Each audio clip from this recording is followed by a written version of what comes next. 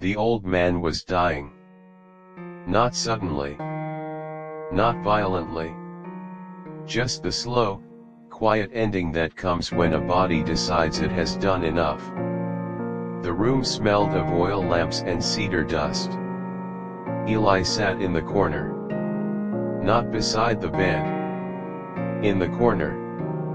Arms folded. Back against the cool stone wall. Watching his father breathe. Each breath took effort now. Lift. Pause. Release. Like a man carrying something heavy up a hill. Not sure how many steps are left. Jacob Bar Amos. Carpenter. Widower. 61 years old. The man who had raised Eli alone after his mother died. The man who had fed him. Housed him. Taught him the weight of good cedar in your hands. The man who had never once said the 3 words, I love you. 30 years. Not once. Eli was not a cruel man. He had come when the neighbor sent word. He had left his work in Capernaum, left his wife and children, and traveled 2 days to be here. But he sat in the corner. Not beside the bed. Some distances take years to build. This one had taken 30. They had spoken, over those years, about weather, wood prices, the condition of the road between villages. Never the other things. The other things stayed where they had always been. In a locked room. Neither of them had a key. Eli had tried once. He was 19. He came home after 6 months working in the city, 6 months of missing home in a way he hadn't expected, 6 months of composing things he wanted to say, 6 months of building up to something. His father opened the door, looked at him, said, "You're thinner," then turned and walked back inside. Eli had stood in the doorway for a long time that day. Not angry. Not yet. Just learning something. Don't ask for what won't be given. So he stopped asking. And Jacob never offered. And the years went by the way years go when 2 people have agreed, without words, to leave the most important room locked.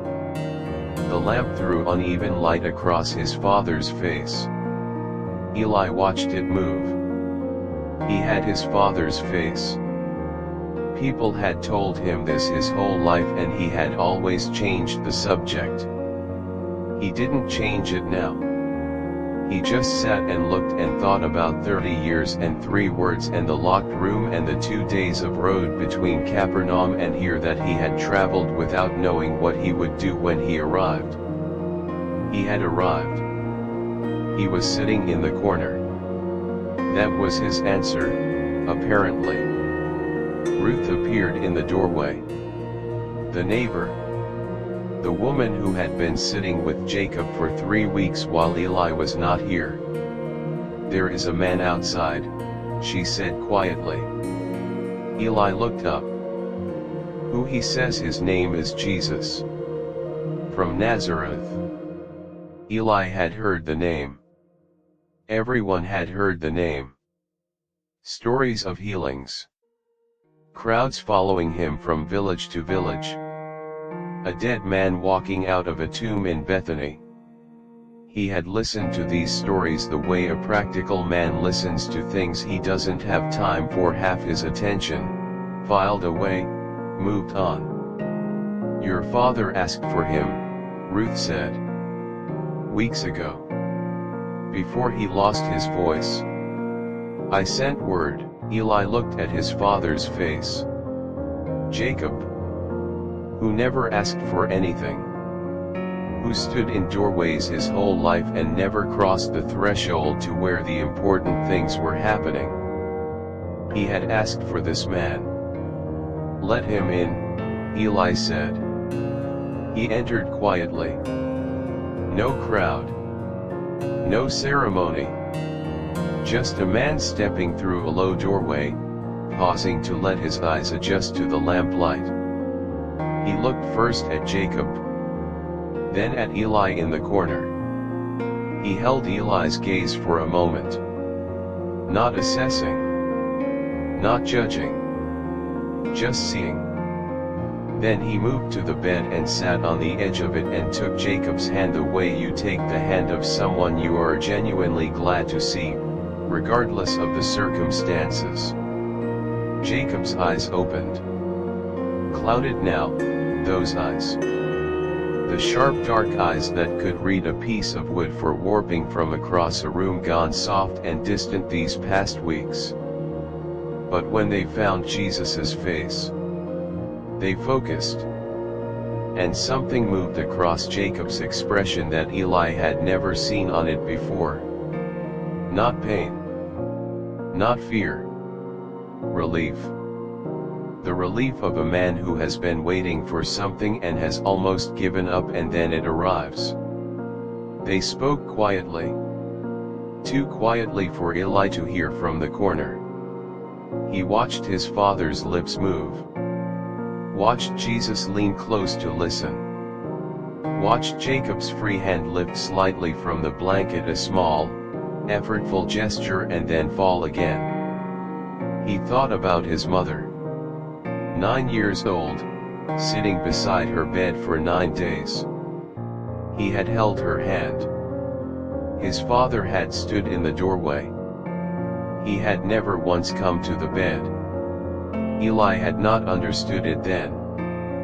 He was 9. He had looked at his father in the doorway and felt something he had no name for yet, and filed it away, and it had grown, quietly, for 30 years into the thing that was sitting in the corner of this room right now.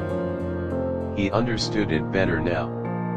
Jacob Bar Amos was a man who could not cross thresholds. Not because he didn't feel anything, but because the feeling had no door. Understanding it didn't make it hurt less. It just made it sadder. Jesus turned. He looked at Eli. "Come here," he said. Not a command. An invitation. The kind that leaves room to say no. Eli sat still for a moment. Then he unfolded his arms. He crossed the room slowly, the room he had grown up in, the room he knew the measurements of with his eyes closed, the room that felt smaller every time he came back, and tonight felt like it was the exact right size for what was happening in it. He stopped at the edge of the bed. His father's eyes moved to him. Jacob's mouth opened. Closed. Opened again. His voice, when it came, was almost gone. Dry and effortful. Went through a narrow place. Eli.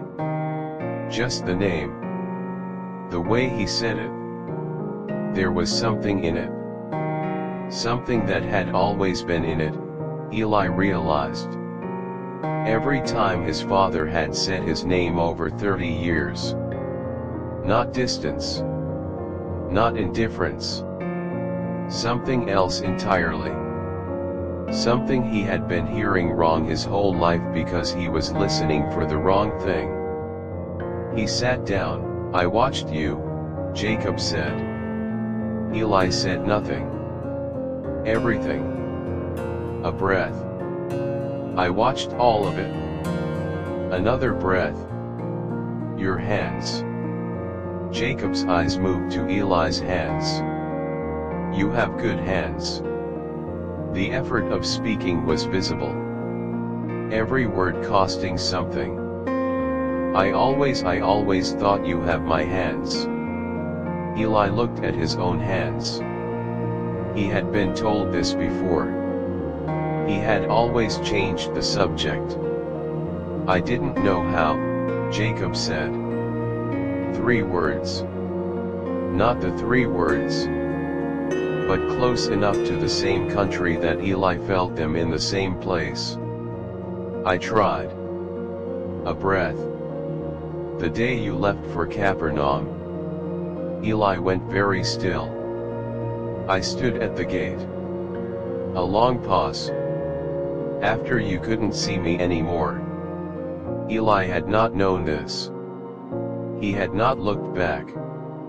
He had made a decision at 19 not to look back, and he had kept it for 22 years, and in those 22 years he had never once considered that there was something happening at the gate after he rounded the corner.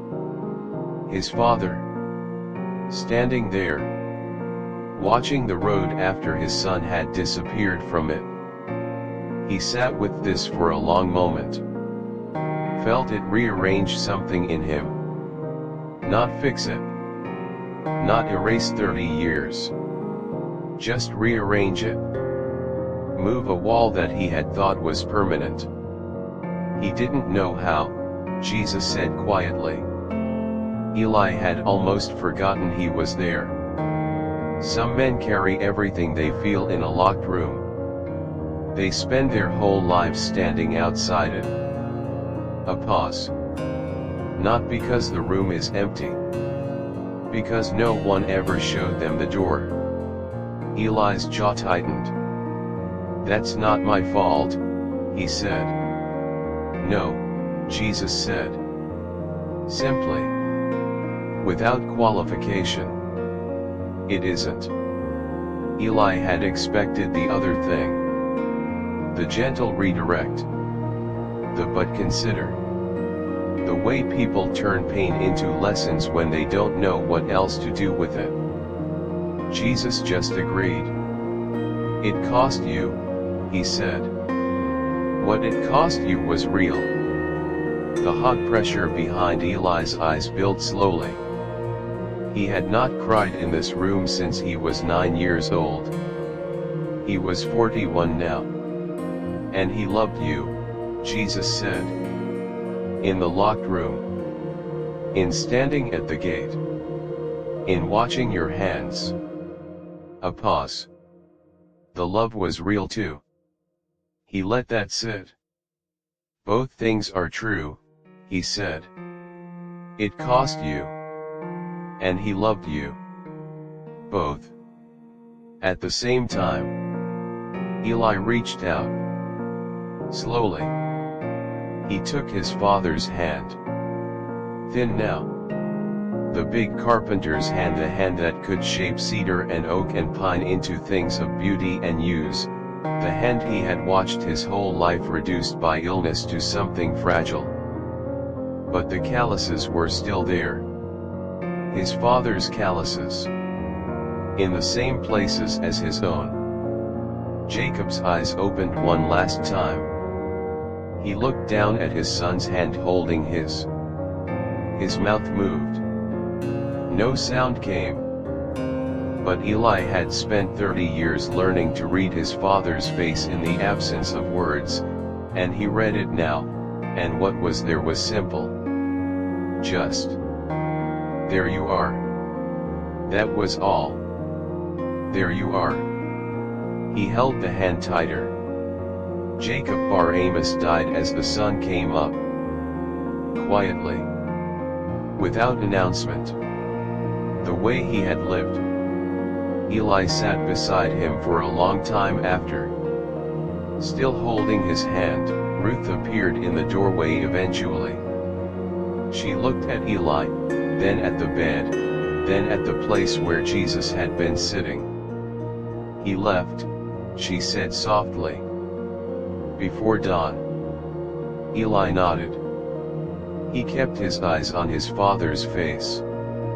Still now. All the effort gone out of it. Just a face. The face he had been trying to read for 30 years. He stood at the gate, Eli said. Ruth said nothing. After I left. He stood there. A pause. I didn't know. He said it once more. Quietly. To the room. To his father. to himself, "I didn't know." He buried his father on the hillside above the village. He stood there a long time after. The two valleys visible if you stood in the right place. His hands at his sides. His father's hands. Same calluses. Same lines. Same shape, passed from one generation to the next without either of them knowing how to name it. He became a different father after that. Not perfect. Not suddenly everything his own father hadn't been.